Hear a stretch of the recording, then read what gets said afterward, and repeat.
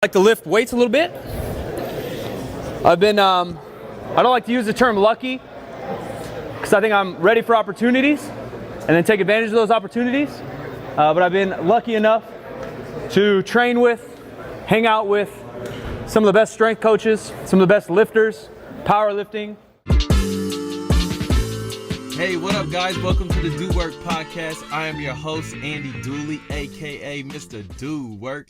And if this is your first time here, this is where we have conversations with highly successful people in their sphere of influence.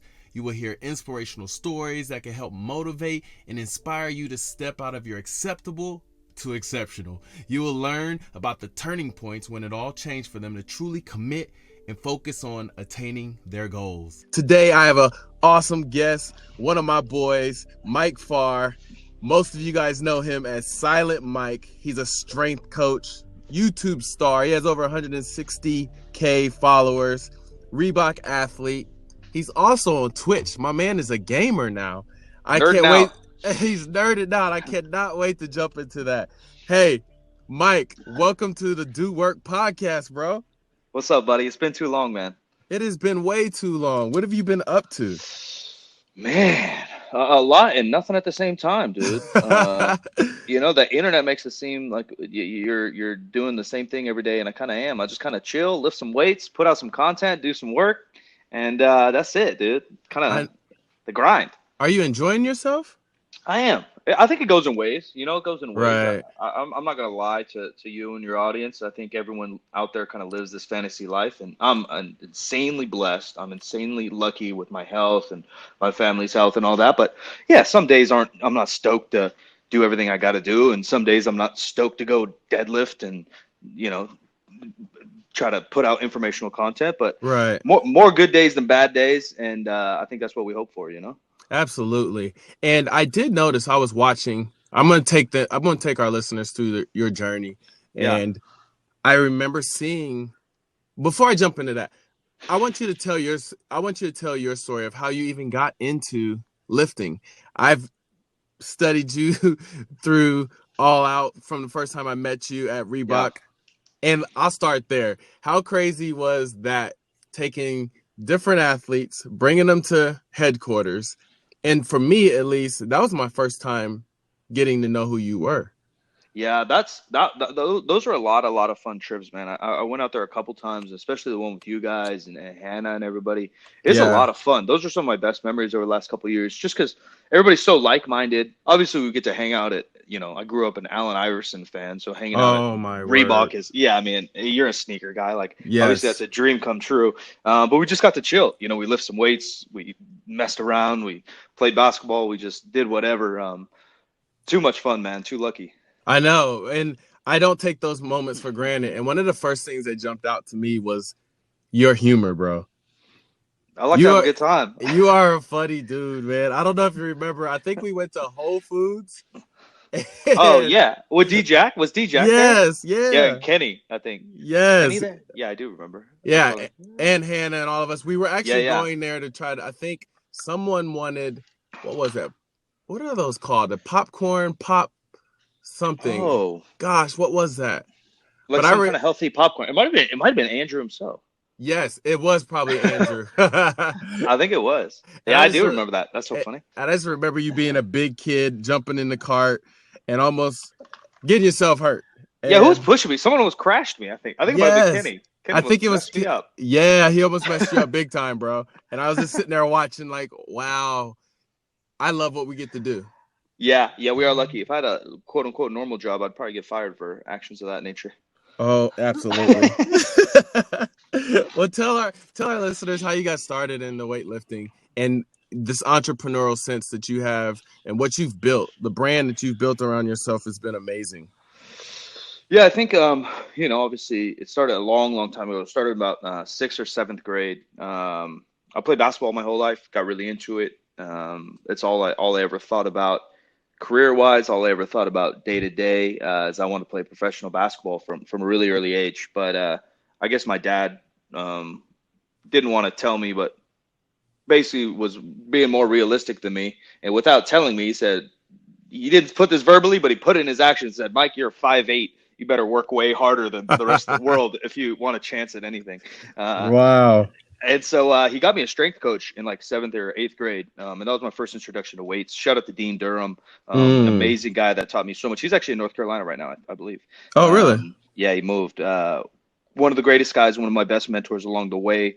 Not only learning exercise and the mentality of an athlete, et cetera, but just how to be a good human. He did a lot of community service work and kind of brought me along that path and taught me a lot of discipline. So started lifting weights in about 7th grade. Did that all through high school with him.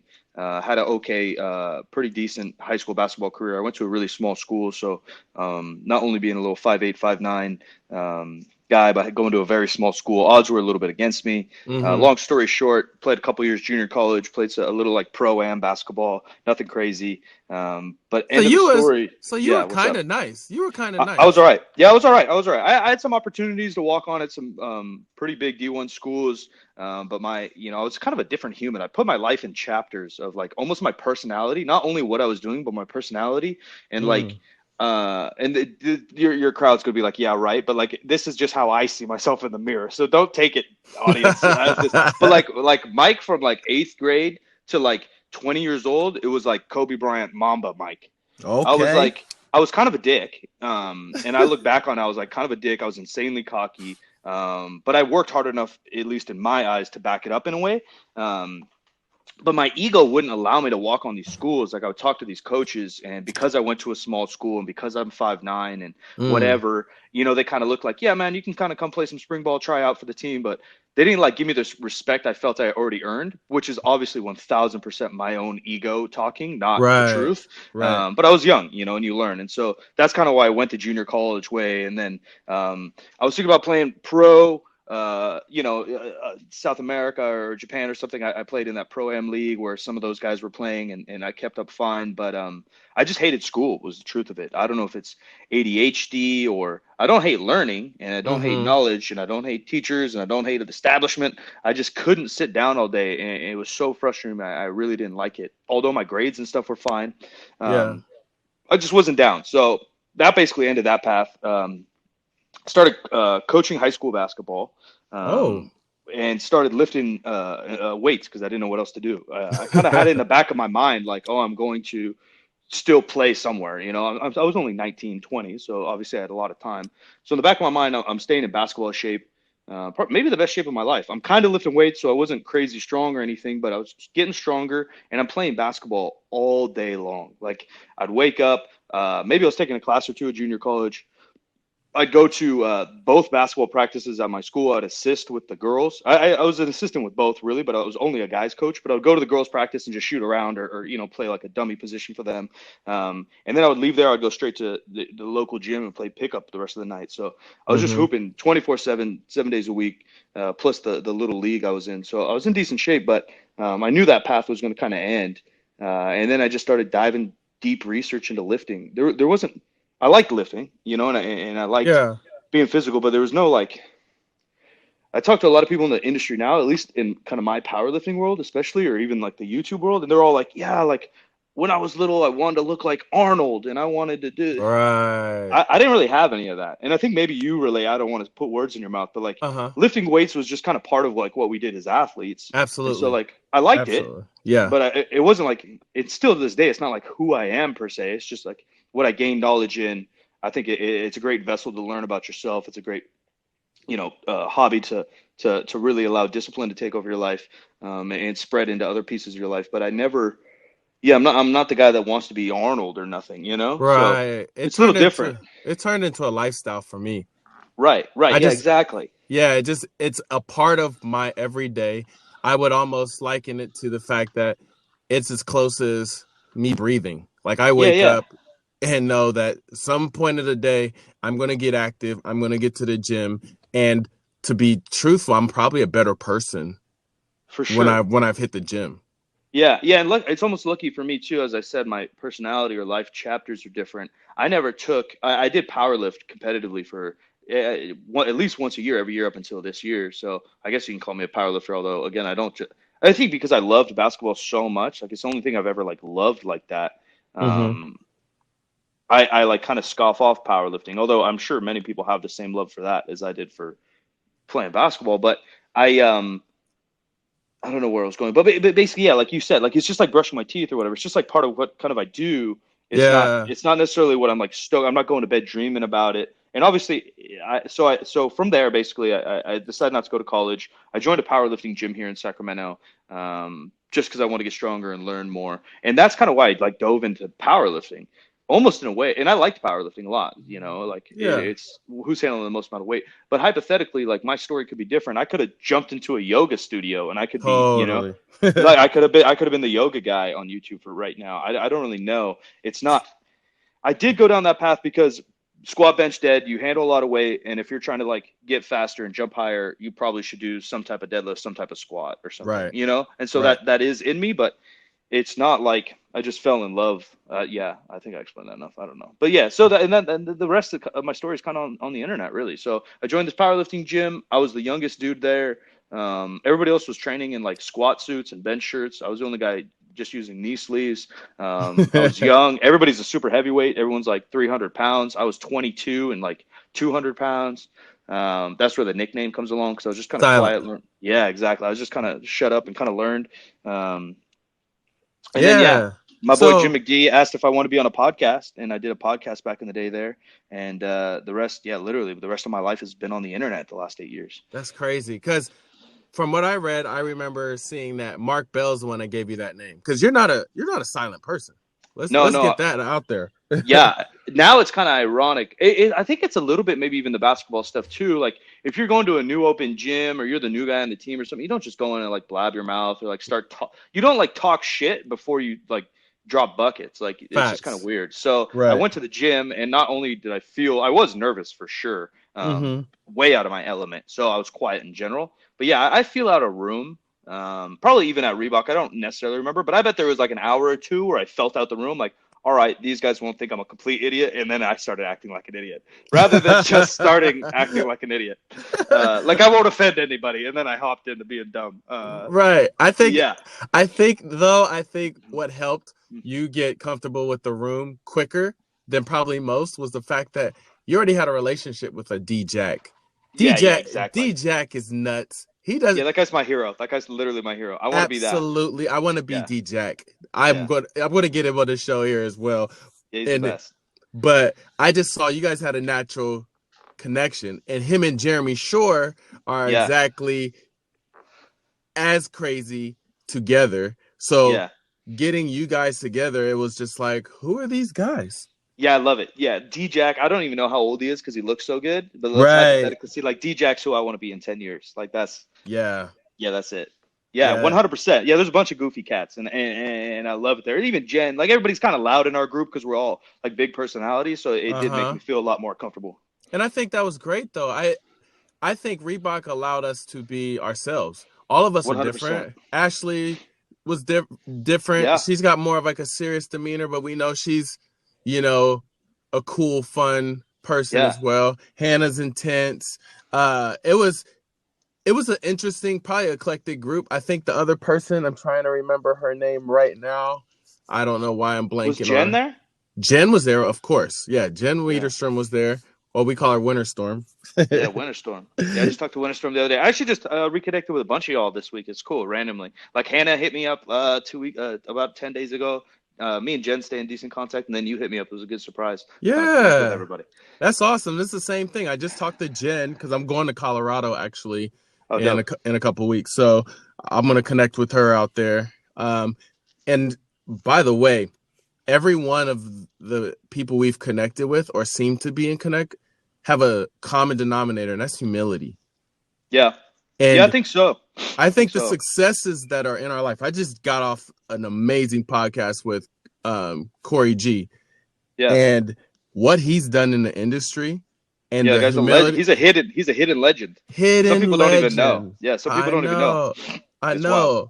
So why do you think humility is something that for our listeners, we need to make sure if we don't have it, we need to adopt it in our life?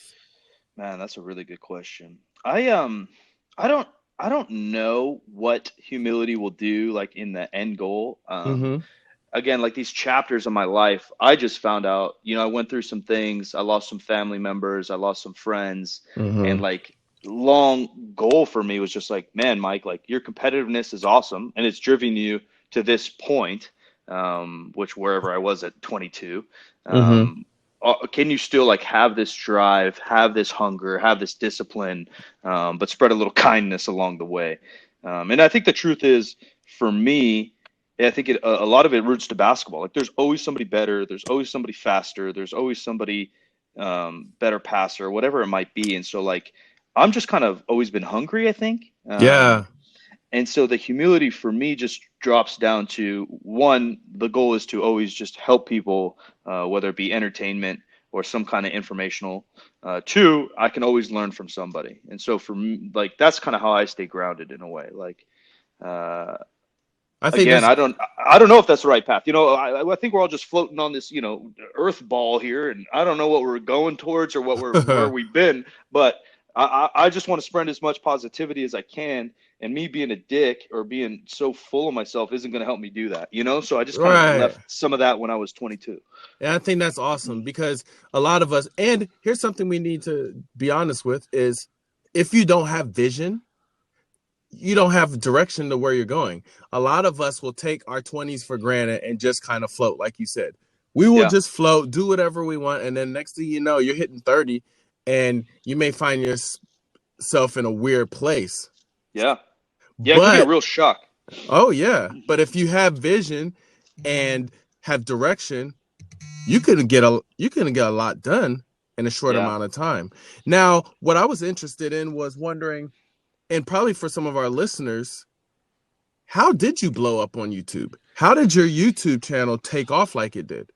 Yeah, I don't know. So we had a cool little ball of content we were making in my early days at Super Training. We were some of it is luck. I'm not going to lie to everybody. Some of it's luck and timing for sure. There wasn't a lot of YouTube fitness happening in 2012. There was only like one or two other podcasts happening at the time. So we started a podcast, and we're all pretty well connected and friendly enough. So we got some pretty cool guests. Like looking back, I did some pretty cool stuff, man. Like I interviewed Stone Cold Steve Austin within like the first 10 episodes I ever podcasted. So stuff like that, like obviously helped us grow the podcast. Meanwhile, Super Training had a YouTube channel, but it was pretty small. It was like 10 to 20,000 subscribers at the time. And then we all just started growing. I started reaching out to like-minded people on the internet. Similar stuff with like Reebok. We just started connecting with people. Shout out to my two best friends and even business partners, Omar Esoff and Bart Kwan. They're like YouTube veterans, and they really started to not only help me, really push me to do my YouTube channel on my own. Like tell me like, man, Mike, like you should put out content. People want it. They'll want to see it. And it supported me even to this day with making my content and helping me along the way. So honestly, a lot of luck. I think I was at the time, even still, I'm still learning obviously, but I had a decent base of knowledge. I started my YouTube channel when I was like 24, 25, and I was already in the strength game for 5 years, trying to learn everything I can. So, if it's like a how-to or what should your listeners do to maybe grow stuff, you have to have something to offer. You can't, I was talking to my therapist the other day, and she's trying to understand what I do for a living. She understands, but like it's a weird concept. And she was saying, yeah, like I talk to kids or whatever, and they're like, yeah, I want to be a YouTube star for a living. I was like, well, these kids have no clue what the heck their life's about to turn into, for one. But like you just can't do that. And sadly, some people sure have. We look at, but even I was about to talk dirt on here, but like you talk about like the Kardashians, right? They're the stereotypical like do nothing family, but like their dad was a famous lawyer, and these girls are they're models. Like they have something. Like everybody has something that puts them apart, and you just have to find what yours is. And if you don't have something that naturally puts you apart, you have to master a craft, and that's what it comes down to. You have to have something to offer, and for me, it was just mastering a craft and then being myself. So good. How many podcasts are you on? Because I was listening to 50. A lot. Yeah. A lot. I was listening to 50% Facts. Yeah. And that was one I didn't know you were on. Yeah. I was like, But That's I my like newest. That's the newest one, right? Yeah, so that's my newest venture. So Jim McD, who first originally recruited me to do a podcast in 2012, when I had no job.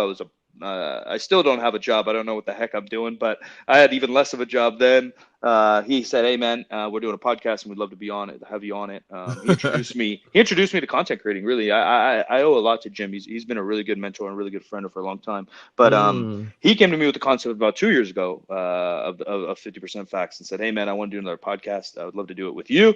The premise is kind of attack one question or one topic per time. You and I, spitball at it, and then at the end we'll have somebody give us the real answer to this question."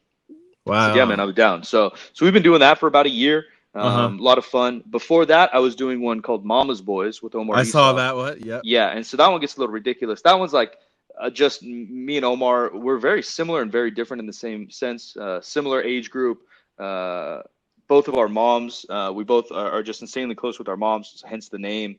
We're into a lot of the same stuff, but we're also into a lot of different stuff. Like I'm, into sports. He's not that into sports. He's really into books, whatever. But we just kind of sit down and just go at it for that podcast. But that one stopped last year. We may pick it up again. We'll see. As you know, it's just hard to juggle everything that we're trying to do. Of course. But 50% Facts is the current one. The current one. So what would you tell new podcasters, even like new podcasters like myself? Yeah. What would you tell them? Like, give me 3 of your probably golden nugget tips on starting a podcast, or something that we need to know to have a successful podcast. I think it's like anything in life, and I've been talking a lot about this with my friends because I'm trying to adopt a puppy, and so like, but I won't choose one. I won't choose one, and so all my friends are making fun of me, and I'm like, look, like. One, I want it to be compatible, and I want it to fit its needs and my needs. Yeah. And when I'm adopting this puppy, I'm thinking this thing's going to live for 15, 20 years. Right. So similar with the podcast, I think a lot of people just hop into a podcast or hop into a YouTube channel or, man, even an Instagram page. And they're like, yeah, I want to be this. I want to do this. We're like, all right, now think about doing what you're doing right now, whether it's a post a day, podcast a week, YouTube videos a week. Now you have to be able to do that for the next 10 years. So consistency is going to be number one. And that's why I'm, that's literally the only reason I'm here is a little bit of luck. And then I've just been more consistent, I think, than a lot of people.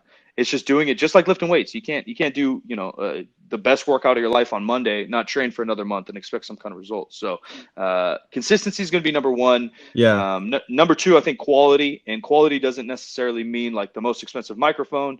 It just means like kind of have a plan, have a direction, again, kind of a master of your skill. And podcasting's cool because maybe your skill is just talking to people. Maybe your skill is you teaching the lesson. Maybe your skill is you can get the coolest guests. Maybe your skill is who knows what. It can be tons of different things. Right. That would probably be number two, kind of have, like you even said, a vision, a direction. I guess 2 and 3. Vision, direction, and then, again, something kind of to offer that makes you a little bit different or sets you apart. Some kind of originality, creativity is going to be involved. And there's a lot of mimicking and I don't know if parakeeting, what birds repeat? Parroting? Parroting. There's a lot of parroting going on in the industry, and that's not going to help anybody. So some kind of originality is going to take you a long way as well. I think that's so good because this is such a saturated market. And I mean, it's still wide open, but it's still, 100%. However, it's still saturated. People are jumping in now, having a podcast for anything and everything. And I think even I knew that I wanted to have a podcast going, but I wanted to make sure I knew I had a direction, and I knew that I wanted to make sure that the direction was authentic to who I am. That if I wanted to do this podcast, which I see myself doing this podcast for years after years after years, because everyone has a story. Yeah. And no one has the same exact story. And those who want to be successful will want to listen to this podcast because they want to know, when was that moment in your life that it all shifted for you, that you felt like, I can't do what I'm doing currently anymore. I have aspirations for something different. I want change. I want to be successful. I want to do well. I have a why. And what was that why for you? And when did you feel like it shifted? It could have been just the luck of life and timing, like you mentioned earlier, and then all of a sudden it just took off. Or it could have been a moment where you're sitting in your room or life's happened, things have happened in your life, and you're like, you know what?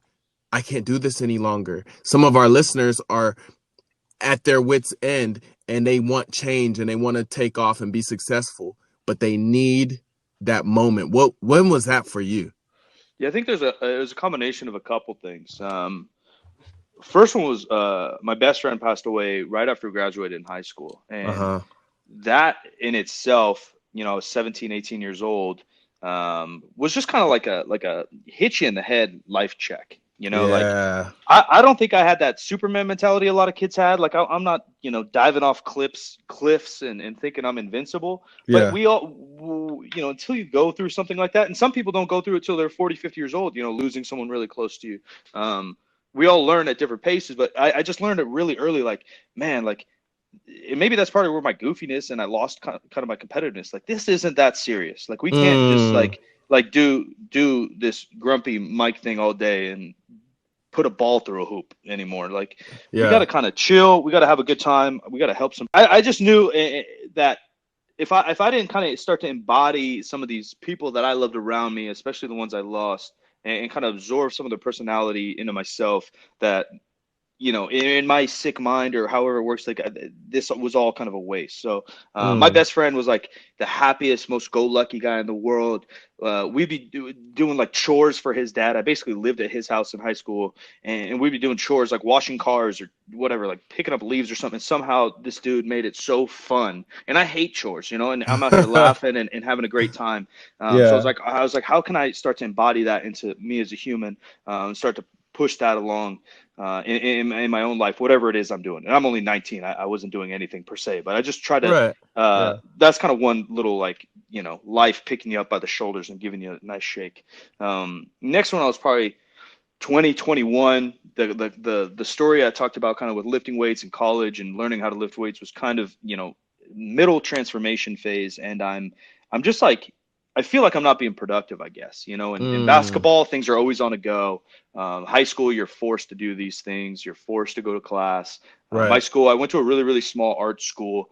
And so like, I just did so much. Like I was pushed into so much culture, so many different activities. I'm blessed that I got to do that opportunity to grow up there, but it just felt very productive, and you're always kind of just doing stuff, I guess. And now I'm 20. I'm kind of going to junior college. I'm playing video games. I'm drinking Mountain Dew. I'm still playing basketball, kind of, but I'm not playing for a team. I'm still working out, but it's just I'm not really doing anything, It didn't feel productive, and so I'm sitting there. And this is part of like kind of my perfectionist mentality, because I think a lot of 19-year-olds, you're kind of supposed to do nothing. Like, you're 19, it's not that big of a deal, really. So I'm not like shaming y'all out there that are listening that aren't doing anything. That's 1,000% normal, and it's 1,000% normal as an adult to do nothing sometimes. Like, it's cool, and I've learned that now. Like, I'm 30. Sunday, I just laid on my bed all day. Who cares? I got my work done during the week, and now I did nothing. But for me, I put so much pressure on myself, I think, and I was like, I just can't do that. Like, I don't want to be, a bum. And that's only in my own eyes, right? We all each have our own path and our own activities, but I felt like a bum. 2 years later, two years later, my dad ended up passing away. And I don't know if I still, even to this day, don't know whether that opportunity or that situation was necessary for me to get pressure to now work and take care of my mom and take care of myself, or if I just put that on myself again. Like, I knew we were struggling for money at that point. My dad had a pretty good job. My mom was a teacher at a private school and made like $0. So we definitely needed some money. But also, you always find a way, I guess. You can always find a way. But either way, that was another huge kick in the pants. And so in a sense, I've always had like a chip on my shoulder. Again, going to 7th grade, I'm 5'8", and I know like I'm not getting picked for these teams or camps because I'm 5'8", even though they don't give me opportunities all the way to college. And then even at 22, I'm like, man, this world's trying to test my ass. Like I'm gonna step up. Like, I don't care, So, and even to this day, I feel like not that I'm owed anything, but like that I work for it, and I just want people to recognize it. Like, oh, okay, that's fine. You don't recognize it now. Wait 10 years. I'm gonna be still this last, fat dude deadlifting on YouTube. Like, I ain't scared. I'll keep going.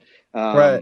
And so I kind of, that really pushed me into gear around 22, and really, since, to be honest, the last 7-8 years have just been a blur to me. Like, I just work, and that's kind of where I come to full circle now, is trying to figure out, that balance, or what it means long term to me, or what I'm really trying to do here. I'm a workaholic in some senses, trying to figure it out in some other senses. So from here on out, from what you've done, what you've accomplished right now, what are your goals heading into the future? Yeah, I mean, pure work goals are to continue to try to, the mission statement of who I want to be is, I want to help people on their goals and their path in fitness and life. And I want to entertain anyone, because I know what it's like to be in some dark times, whether that is through trauma, whether that is through loss of a loved ones, or whether that is just through the confusion that is life. I've been there. I've had some dark thoughts. I've had some deep times, and I want to entertain folks that are struggling.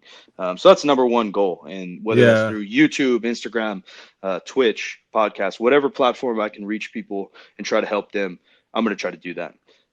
Personal goals. I got a new company I'm going to try to launch here in a month or two. So that should be a lot of fun. That's awesome. Continue to podcast and try to educate, Twitch, try to entertain. And then I guess personal goals are try to figure it out, man. That's what we try to do every day, every year. It's try to figure it out. What keeps me ticking, what allows me to be healthy, happy enough so then I can turn around and have the energy, and clear mind to help others with what they need. That's great to hear, bro. And the thing is, you're a natural entertainer, and I think that is one of your superpowers. And I can see you doing a lot with that. I was there. I remember when you hopped on Twitch, and I saw your name pop up, and I was like, Silent Mike's on Twitch now? Yeah. It's funny. What made you do that? I think, I don't know if it is a thing or not, but now that, you as well, you've been in the athletics for so long, and you rubbed elbows with some pro guys, high level college guys, etc. I think gaming kind of goes hand in hand with that. And I didn't really realize it. I thought I just liked games as a kid, but like all my buddies that, like, whether they kind of play in the NBA or whatever, they all game. Yes. And I grew up gaming. It was just part of, maybe also our generation. I think you're around my age, aren't you, Andy? Yeah, I'm a little older than you. Yeah. I think if you're about 35 or younger, like that's the gaming generation. That's when all the consoles and stuff started to get cool. And so, I just played my whole life. And then I played really a lot in high school, obviously my whole childhood, and then college, kind of those weird years, I took it off because I was just trying to figure out what I was doing. And then 22 to like 25, I was full work mode, kind of in that stress pressure mode. And then after that, I got a little bit of a breather in life, just enough to like, all right, I can afford, food and figure these things out. And so I started gaming again when I was about 25, really hard. And then I don't know who showed it to me, to be honest. It might have been showed it to my buddy who does all my videos, and he lives with me. He's one of my best friends, Connor. I think he might have showed me Twitch. And so I just started watching it, when I was maybe 27 or 28. I was like, dang, this is what I do on YouTube, except now with games. It's another thing I get to, hang out, kind of share with people. And the community is the number one thing that excited me. I was like, man, all these people, like, they got inside jokes, like they're there every day hanging out. Like, it all just seems super cool. And so I've been on and off that because it's so time consuming, and I obviously don't make a living off it yet. I have to make a living, but I'm trying to throw in as many hours as I can weekly, and build a little community, man. It's a lot of fun. I think it's awesome. And what I used to tell my wife this, because I would mentor different kids and stuff like that. Guys have the most conversations during gaming. Yeah, for sure. All my best friends are like on the internet now because we just game together. And you open up, and you end up opening up about stuff that maybe you would not have done if you were just sitting there having a conversation, because it would be just weird. That's so funny. Yeah, I never really thought about that. It's 1000% true. I have a buddy who we've just been gaming with for a year. Well, one buddy I gamed with years ago. Now he lives with me. I only met him online. He literally lives with me now. He's one of my best friends. And then another one, shout out to my boy Bibby. He lives in Texas. I never met him still, but I literally talk to him all day, every day. I know so much about this kid. I never met him. Isn't that crazy? Yeah, I started noticing that when I would get on Xbox and I would play Madden, because you go from sizing the person up, talking a little bit of trash, and then you guys hop back on. That was a good game. All right, next. And then next thing you know, over time, you guys are playing, and now you're friends. You sent friend requests to each other, and then now you're talking about life. And I was talking to this guy out of Ireland, bro. That's so funny. It was, and he's telling me about his day-to-day life, and he was 52. Dang. And he was working at a grocery store, and he was just telling me, it was just one of the coolest things that you just never realize until you're in it. And so I just thought, hey, seeing you on there, I think that's really cool. And it's a great transition into, I have five questions that I'm going to popcorn to you. First one that comes to you, you tell me which one. Okay. Yeah. All right, PS4 or Xbox? So I grew up a Xbox guy because of Halo, but now I play PS4 because of Call of Duty. Both. I don't discriminate. And I play PC now. I don't discriminate, all of it. Wow, so you full out nerded on this. Yeah, we're trying. Okay, you're with the PC. I started off with like Nintendo, Sega, and then Dreamcast, which only real gamers know about Dreamcast. That came in quick and left. And then I fell in love with Xbox because of Madden, but because of God of War and that new Spider-Man, I've been back to PS. Yeah, that's exactly kind of how I did. I did all the Nintendos growing up. We were like middle lower class, so like I got things, but I'd always get them late. You know, N64 came out in like whatever 94. I got it in like 96, but I was super blessed. Played that, and then I got Xbox in high school because of Halo, so I kept with Xbox for a while. But then we dropped hard into Call of Duty, so I'm playing a lot of that, and that's kind of just, you can play it anywhere, but PlayStation gets all the drops, so we got there. Yeah. Okay. Jordan or LeBron? So my dad's from Cleveland, huge Cleveland fan, but I grew up with Jordan, and I just think his mentality is a little bit different. Probably gonna go Jordan. Okay, all right. Even though my style of play is probably a little bit more LeBron, a little bit more pass first. Yeah, but I'm not 6'8", but yeah, it's still Jordan. I think, to be honest, when people compare, they're literally comparing apples and oranges. Yeah, it's hard. LeBron is literally what Michael Jordan. If Michael Jordan and Magic Johnson had a baby, I think that's LeBron. Yeah, I was gonna say LeBron's even more like a Scottie Pippen even than a Jordan, but in terms of style of play, yeah, it's hard. I agree. And Magic Johnson's my favorite player of all time, but if you're talking about, I love Magic. Okay. Him, like maybe a Jason Kidd, but if you're talking, and Jordan's literally the opposite style of play from I have, but there's something different about that guy. He's different. Yeah, he's different. Okay, favorite all-time sneaker? Oof. So, oh man. So the first expensive sneaker my parents bought me was probably 3rd or 4th grade. My dad was coaching 8th grade basketball, and he would let me play with them. And he's like, well, now that you're helping me, you can have a real like court shoe. And so he bought me. So first he bought me one of the pairs of pennies, but they were too. I got a fat foot, and it didn't fit my foot well. So we returned those, and he gave me the Ivers and Answers, not even the questions, with the DMX on the bottom. And so. Those were maybe those. I mean, obviously, it's hard to go against like a Jordan 3, 4, maybe an 11. There's a lot of really cool sneakers. I grew up in both of us really like the dopest sneaker era, in my opinion. Absolutely. A lot of the foam posits and stuff like that. But I'll probably go with the Reebok Answers, maybe closely followed by like a Jordan 11. Okay, my number one is the Concords. Yeah, it's hard. It's hard to go against. Yeah, it's hard to go against. Favorite food? Oof, I love food. I could literally eat anything all day, every day. But I think if I had to choose one, just because it's like so hard to make into your daily life and not be, gaining a bunch of weight, it's probably like pizza and ice cream. Those are like the go-tos when I'm on vacation mode or totally need like a chill out night. Because you just can't have that all day, every day. You're going to not only feel gross, but you're going to look a little grosser. So pizza, ice cream, part of the go-tos. But I love Italian. I love sushi. I love it all. I really do. Oh, okay. Now, this is a two-parter. Yeah. Favorite rapper of all time. Yikes. And then I'm going to follow that up with something. I don't know, man. I absolutely love music. I grew up playing every instrument you could think of. Not well, but I've played it. I really, really love hip hop and rap. It just goes hand in hand with basketball and the culture I kind of grew up in. Right. I probably, again, a lot of it's just timing and where you grow up. But I also do think he's one of the, especially nowadays, no one even talks about him, but arguably one of the best rappers all time. I'll probably have to go with Lil Wayne. I'll probably have to go with Wayne. The Ooh. mixtape era. That was just kind of when I was full Wow. grind mode, headphones in, hooping.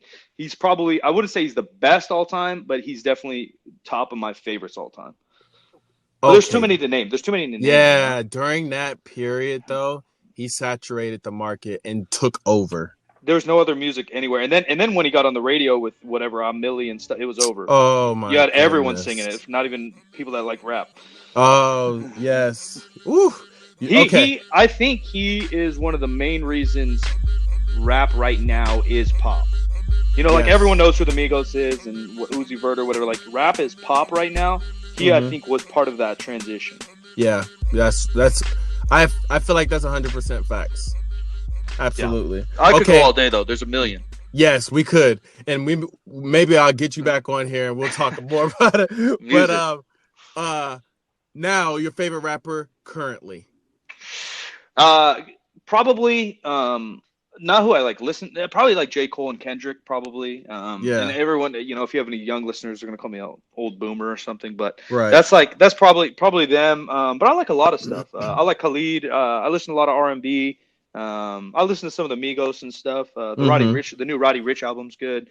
Yeah. It kind of depends on my mood, When I'm chilling during the day, it's like reggae, R&B, or maybe some old school stuff. But when I'm in the gym, I'll listen to whatever Spotify playlist is playing the newest kind of fire up music. But of this era, it's kind of probably Kendrick, J. Cole. Probably J. Cole if I had to choose.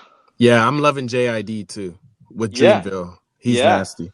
Yeah. He's nasty. Okay, we're almost done here. I just have these two questions. What is your favorite quote that drives you right now?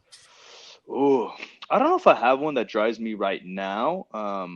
Favorite quote all time? I think it's Pete Rose. I don't know because I'm not a baseball guy.